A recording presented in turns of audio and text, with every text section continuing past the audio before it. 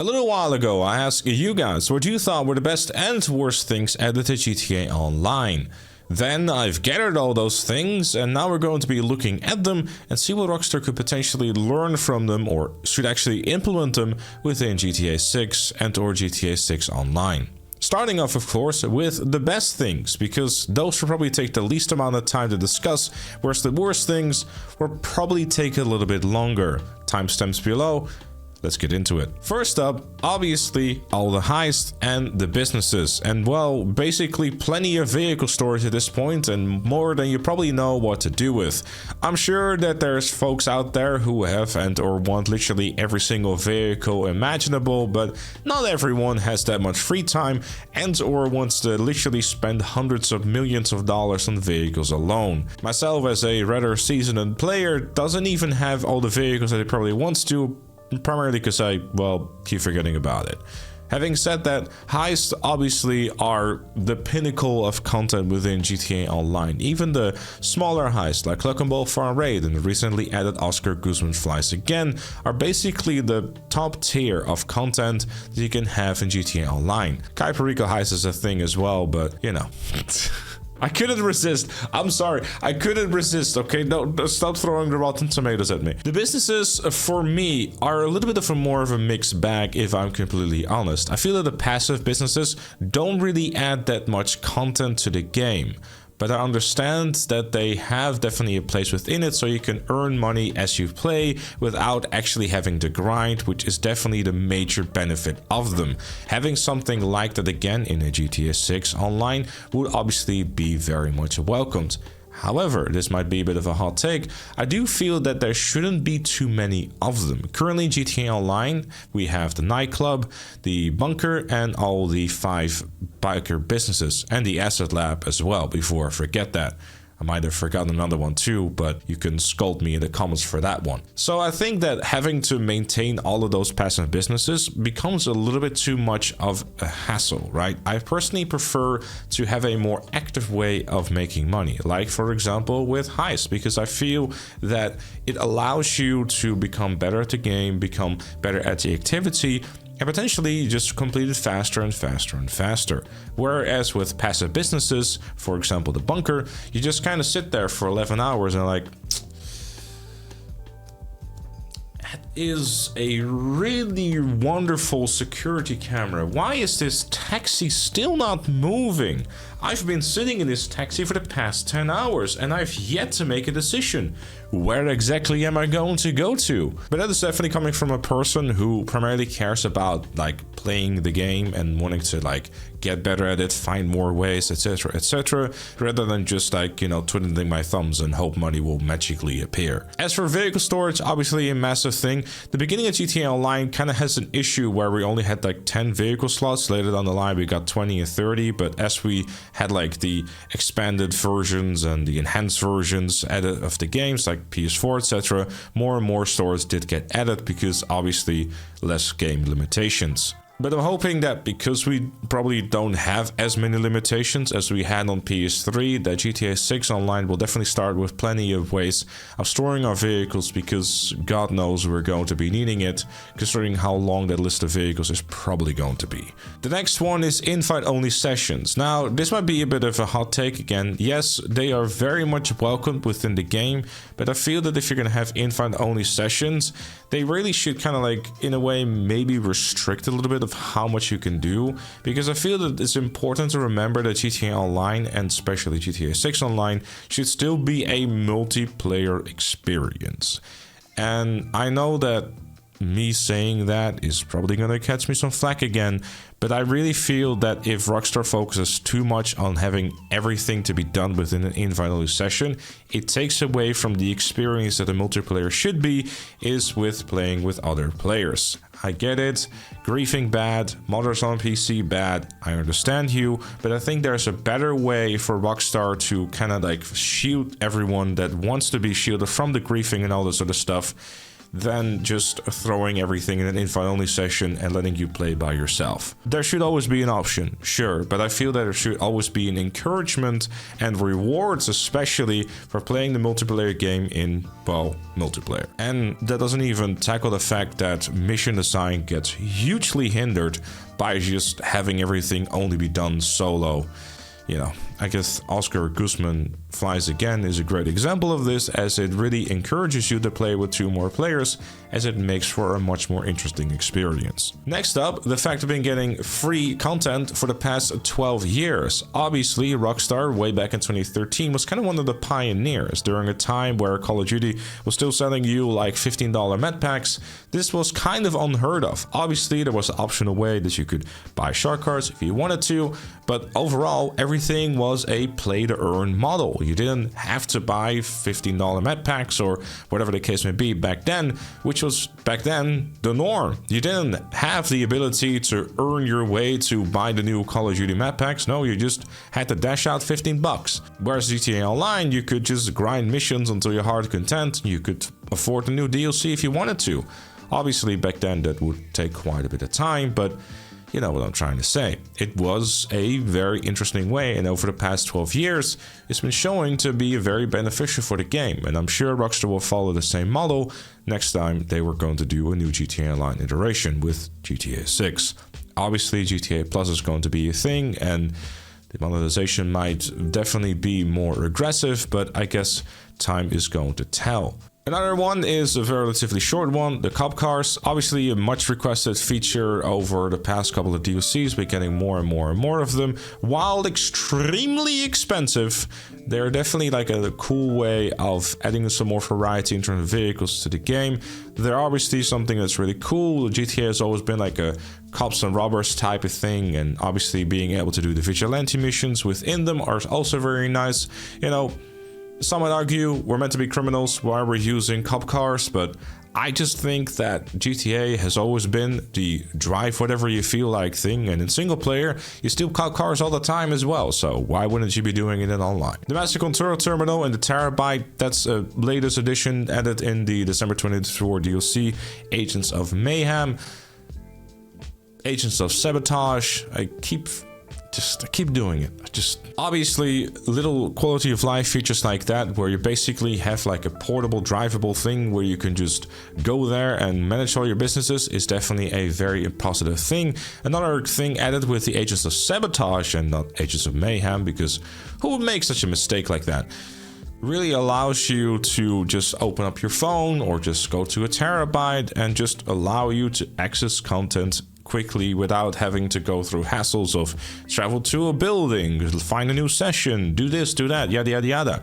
It makes a lot more sense, and frankly it's just convenient. You spend less time toggling through like distances and menus, and you just go and play the game, which obviously there's plenty of like time wasting within that, because you have to drive a slow van from like Polito all the way down to like Los Santos, but at the very least you don't have to travel to a building first.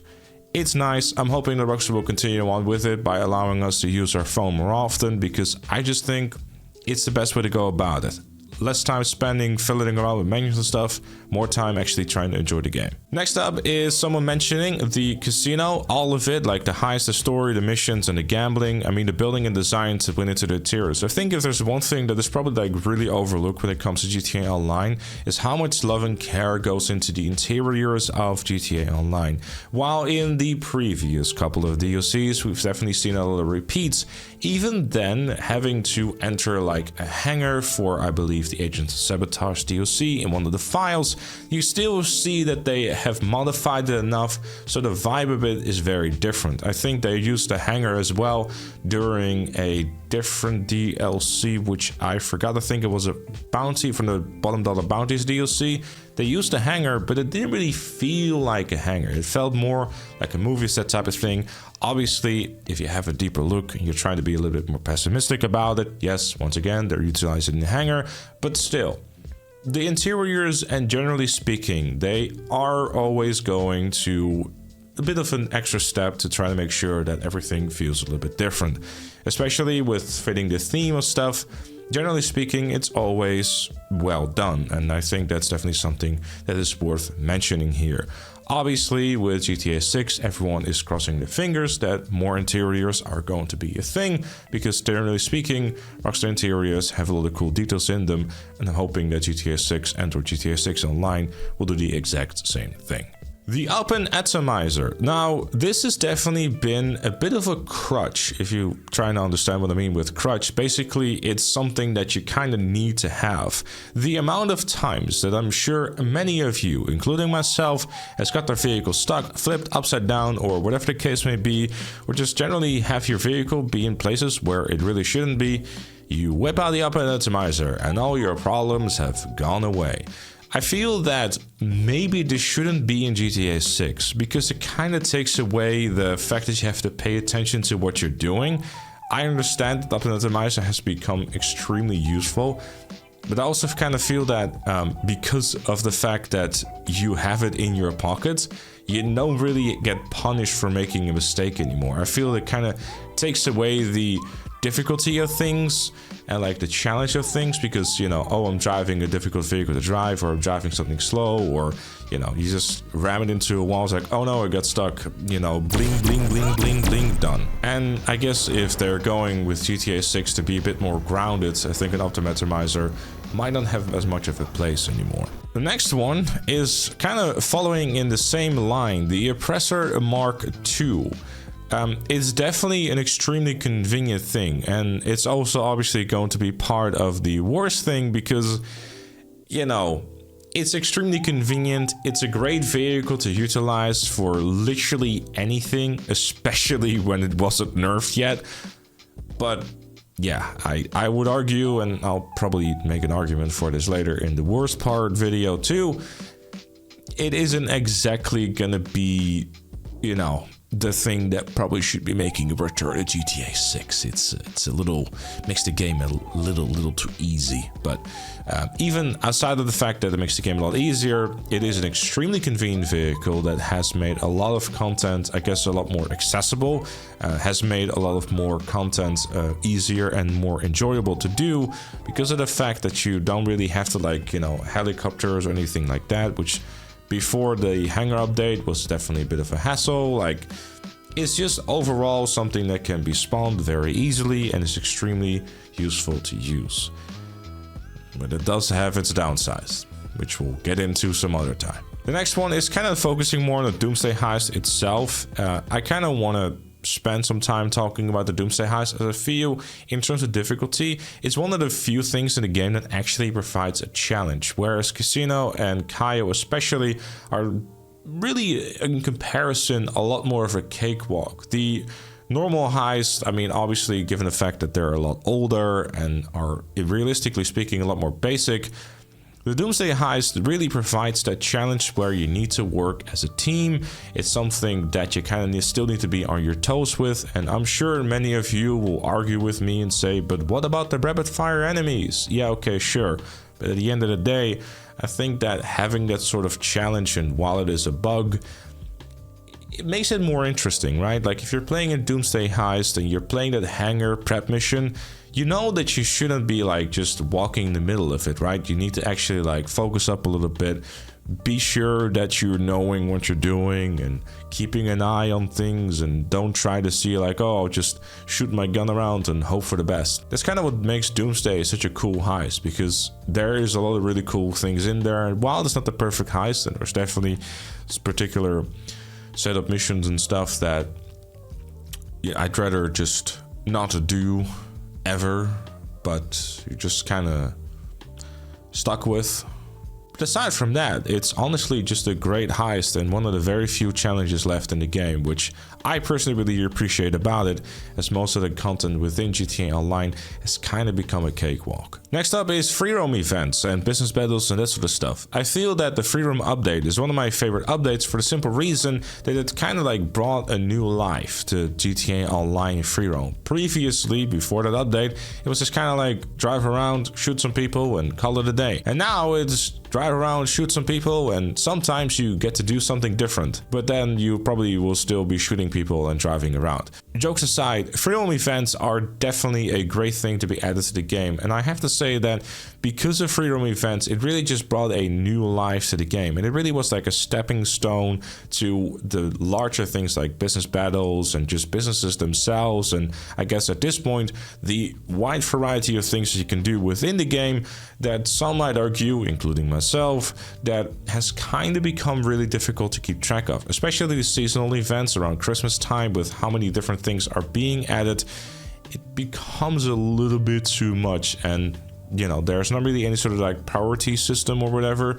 They don't really disable things, so it's kind of like crossing your fingers, and like the lesser played things don't really seem to be getting disabled. So it's like, I wish there was a better way of how they would have handled some of these events, especially like, you know, the things that are kind of irrelevant at this point.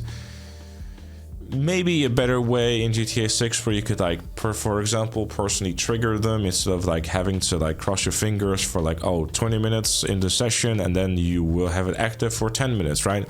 It becomes very convoluted and confusing, and while I understand that the whole idea behind it is that it becomes like a dynamic feeling environment, if you're trying to go for something specific, it is very annoying to get, which I guess is more like a I'm trying to get something done type of problem rather than like a game problem, if that makes sense. But having it not be accessible and just based on RNG is always a frustrating thing within any video game. But regardless, I do sincerely hope that we're gonna have this type of activities, like little small things that you encounter, like a small little drug deal or store robbery or anything like that, that makes the world feel alive and dynamic within an online environment, is something that I definitely want to see back in GTA 6 Online. And finally, the job creator. I would personally credit the job creator to be the thing and the reason why I still frequently play this game. And when I say that, I very much mean every Saturday on my Twitch channel, because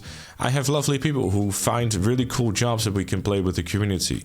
Tune in sometime. Plugs aside, the job creator is basically the reason for myself and many other players why we still play the game until this day. If it was for the core game itself, I think they'd be struggling a little bit. And luckily Rockstar has recognized this too with their Rockstar Community Series, which has a variety of quality to them.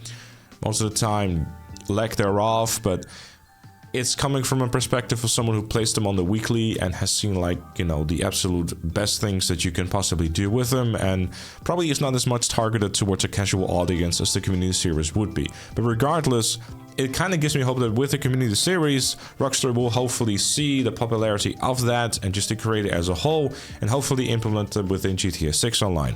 Obviously, Red Dead Redemption 2 and its online component never saw that, which is a shame. Just like they never saw the Rockstar editor. Add that to GTA 6 Online, Rockstar. I am not saying that because I'm used it to make thumbnails and all sorts of other cool things that you can do with it. No selfish reasons whatsoever. I really enjoy using it. But those are just some of the best things that have been added to GTA Online. Do you agree? Do you disagree? And do you have some of the things you would like to add to this list? In the comments down below, then feel free to do so. But with that said, that was it for this one. Thanks so very much for watching, and I'll see you all later.